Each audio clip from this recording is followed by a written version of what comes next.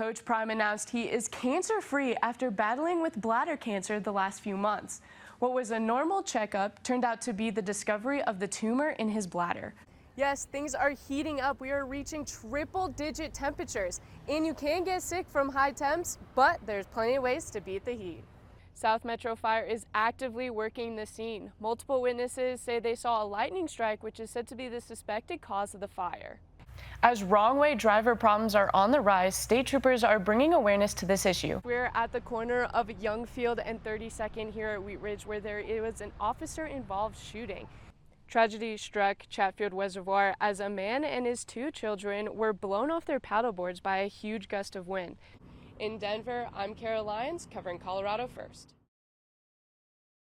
We are here in Castle Rock, where Safeway workers are at the picket line and have been since noon this afternoon. Many workers, like Taylor Vonstein, are striking against what they say are unfair labor practices. I'm coming in at 12 o'clock and I'm by myself until 9 o'clock at night. I mean, I have all the rushes just by myself. So it's very important that we make sure we get the staffing that is required to run these stores.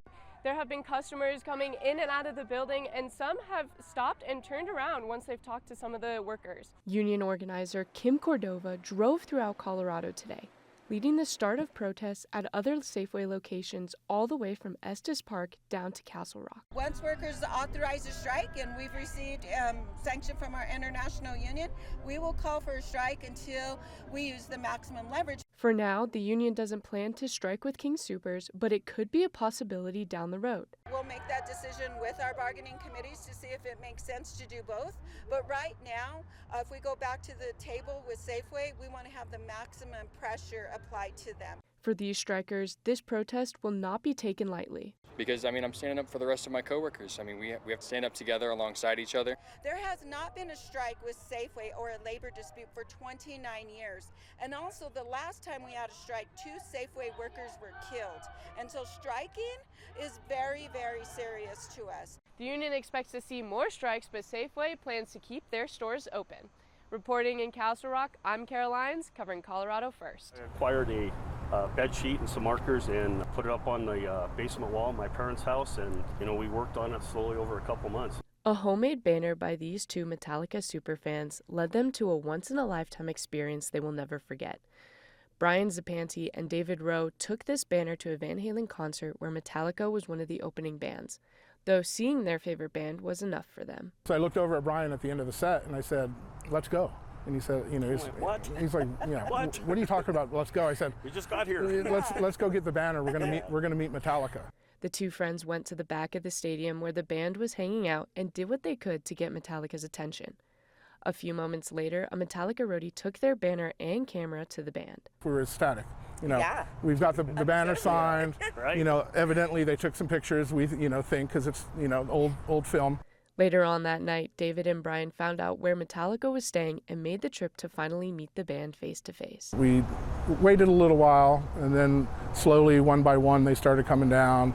We were able to get some pictures with them. Just in awe that a couple kids from a small town come up to Denver and have this great experience. The 2 thought they would find the photo of the band holding their banner in the newspaper the next morning, but it was in an even better place. It meant a lot to us the following tour when we, the first thing we did was run up to the merch stand and buy the tour program and flip through it to see if it actually made it in there. Now David and Brian get to revive the iconic banner and experience the band again in all its glory almost 40 years later. Kara Lyons, covering Colorado First. South Black Crossing Apartments just opened earlier this month, and residents like Aurelie Garcia are already seeing the impact it's had on their lives. I think it's very nice that we are able to get housing for families that are like low income or that need assistance.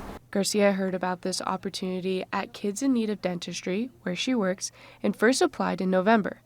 After a few months, she was the first resident to move in. It was cool to really also create that relationship with management and be able to get in here and have all my questions answered. The apartment complex has allowed Garcia and her family to live more comfortably than in her previous home, especially with her 2 children. That was a nice change to be able to give them a bigger home, more privacy for themselves as well. In addition to more living space, there is also a good sense of security. To enter in the building, residents must have their key card. There is also a tablet outside the front door which helps control who can enter, with a camera and non-residents required to beep in if they are visiting someone in the complex. Prior to living here, Garcia's commute with dropping her kids off at the babysitter, school, and going to work was about 80 minutes. Now, it's about 40. Even though I still have to pick up my babies from the babysitter, it does help that I could just get to work. Like, it's so much closer. The proximity of resources such as Garcia's job, a DMV, pediatric doctor, and RTD station makes the location of this affordable housing more beneficial for the low-income families in the community. The fact that there's that help and there to all the families that are here, it's just that much easier to get the access to. Kara Lyons, covering Colorado First. Yeah. No.